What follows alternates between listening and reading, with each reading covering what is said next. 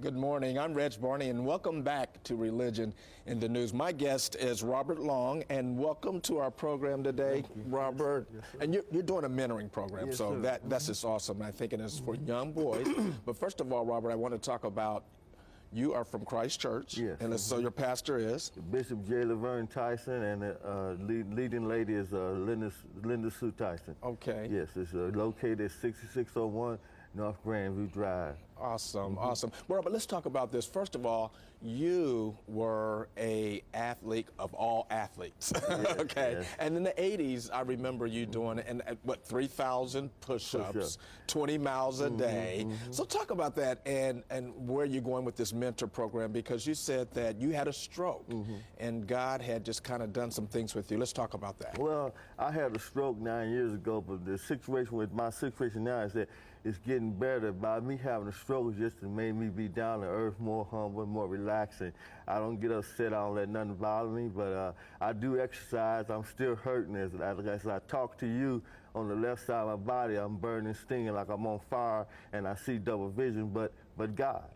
Still, but God. It's just God. I got to say it. Because if it wasn't for him, I don't know where I would be at. But the thing about it, it's one time I fired my strides to do 3,500 push-ups and sit-ups every day, and ran from White Castle on 38th Street to Lafayette Square, Castle Square, Washington Square, downtown Glendale, and John Marshall Junior High. Wow. Yeah, and plus Okay.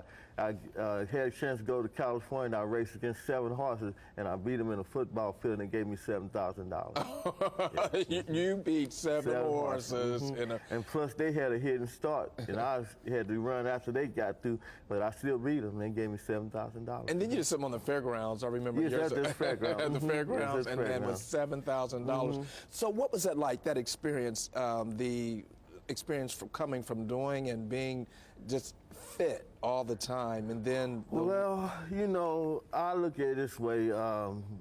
There's nothing like your health. You can have all the materialistic things in the world, but I always tell people, ain't nothing like your health. And, you know, I got sick and stuff, but see, the thing about it is that God don't want you to worry and be tripping off and nothing. So I turn to the bad things, but then I realized that only one's going to bring me out of this is God. So I had to turn to God and get out of this. But I'm being humble and down to earth, and I'm more relaxed about everything. Everything's pretty good, come along pretty good, you know. Awesome, awesome. Well, let's get to this. I know you have a really heart for young people, because you've been trying. You called me, and I said, "Okay, Robert, I know," and I love young people too. And I think with the society that we live in today, I think you are to be commended about the task that you're taking on helping these young men, and there's young women out there too. But before we do that, let me daily in the U.S., 15% of students carry a gun to school, and according to a 1993 Harris survey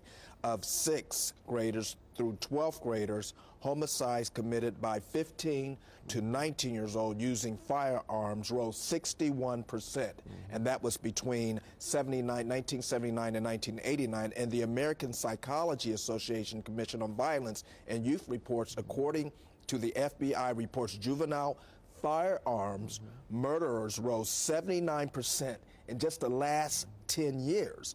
And the effects of the fear and stress of life today, society upon teens, is evident in the increase of the cycle of children. And then the admission to this in 1980, writes Lynette Lamb in the March-April 19 issue of Unite Reader, it would be unrealistic to presume that such fear does not interfere with these teens' education. So you're out on a mission to do something about that. So what are some things that you're seeing and that we can do to facilitate the self-awareness of this? Well, my thing is that I catch the bus a lot and we downtown, and I just try to tell these young guys, try to be a man. You know, I set a good example. Look at me and see how good an example is. Walk around with your pants up, man. Come on, stop walking with your pants hanging down. You don't look, it looks just stupid. That's ignorant. And if you need somebody to talk to, a grown man to talk to, I'm available. I ain't got no problem, because one thing about these young men need somebody to look up to and somebody to talk to, and I'm the one. And my nickname, they call me Running Man, but Other nickname is Superman. Superman. Superman. Now, where you get that nickname from? Well, Superman. I look at it this way. That's how I get it. Just like that. I do it just like that. I keep myself in shape. I hurt all the time, but still I learn how to keep myself in shape. I work out. Right, and so you've been really, really just prevailing and keeping consistent. So what type of male role models do you think we need to, positive role models? We got about a minute. These guys need somebody that's walking around dressing neat, some talking right, no cussing words out of your mouth, respect your mom and daddy. We realize that you need to learn how to respect older people because they done been through what you're going through and you haven't been through nothing yet. So the best thing to do is sit down, be quiet, pull your pants up and listen and shut your mouth. All right. Now, where can they, okay, so we can get with you, and we had your number just on the screen, 822-9034 if they want to call you. Okay, Robert Lund, we're so glad that you came on our program and to share that, your mentorship program. Thank you. Thank you, Reggie. I'm Gabrielle Campo, and coming up next, my guest talks about interfaith space to talk about dialogues. Religion in the News. My guest today is Charlie Wiles. Welcome to the Religion in the News, Charlie. Thank you, Gabrielle. Thank you for inviting me, and it's wonderful to be here with you. Oh, it's wonderful to have you as a guest, because I know you're actively involved with the International Interfaith Initiative. Correct. And can you tell us how it got started and where you've gone and where you're going to go? Well, we actually got started in 2006, and it's an extension of the work we do at Peace Learning Center, where we try to provide an opportunity for community learning around conflict issues and how we can get along better and manage our own behavior better. And we had a gentleman from Cologne, Germany, of all places, Klaus Martin Fenzel, who became acquainted with Indianapolis through the Sister Cities program we have with Cologne, and he had the great notion of starting an interfaith peace center.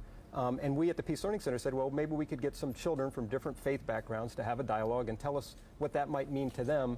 And so that's how we got started in 2006. And since then, we've done dialogues with adults, dialogue with young people. We really try to celebrate the wonderful diversity within our community, whether that's ethnic diversity, religious diversity, through food and culture, through dialogue, through music, really try to exploit the wonderful, rich traditions we have here in Indianapolis. And I know you've done it in Indianapolis, but you've also gone globally as well, trying to create that space. That's right. We started with Habitat for Humanity building something called the House of Abraham. And that's when people from different faith congregations come together in the common purpose of building a habitat home. We learned a lot about each other. We've been doing it for 4 years. And then one year, some of us on the committee said, what if we went to the Middle East, where we hear all these, we know it's an awesome place, but we hear all these terrible stories, and see if we can help, even if it's just a little bit. Yeah. So we did. We traveled with a rabbi and an imam and a minister and 15 other folks from central Indiana. We went to Jordan. We built a Habitat for Humanity house there, which was just a wonderful experience. And then we traveled to Israel, and then we traveled to Palestine and the West Bank and visited a lot of really dynamic groups that are making a big difference over there, and helped us open our eyes about those issues that we hear about in the Middle East and how there's so many people working very diligently to solve some of those problems. It's wonderful to hear of like 3 main religions coming together for one common task, to build a house. And then you do the same thing here. Some of the events that you've had and that are coming up, do you want to talk about those? Yeah, definitely. Right now we are planning 2 events. One is a Pakistani general coming through Indianapolis. He has some in-laws he's going to visit here. But this is a highly decorated Pakistan general who's retired now. And since he's left the Pakistani military, he is working for a not-for-profit that focuses on education reform in Pakistan. He's opened a lot of more schools available, made educational opportunities available for the young people in Pakistan. And he is the chief commissioner for the Pakistani Boy Scouts for the whole country. So we said, yeah, that's the kind of work we like to do, host people from different countries, bring people from our community who could learn from and share with people from around the world.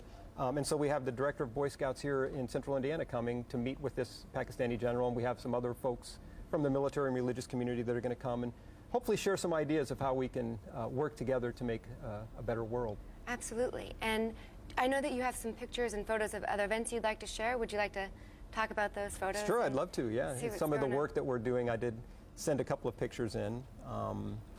Okay. So the one event I know that you had a dinner with some Iraqis in the Indianapolis area. That's right. We have a lot of Iraqi refugees that are moving to Indianapolis right now. In fact, I believe there's well over 70 families that have come here from Iraq, and we have hosted several celebrations with them.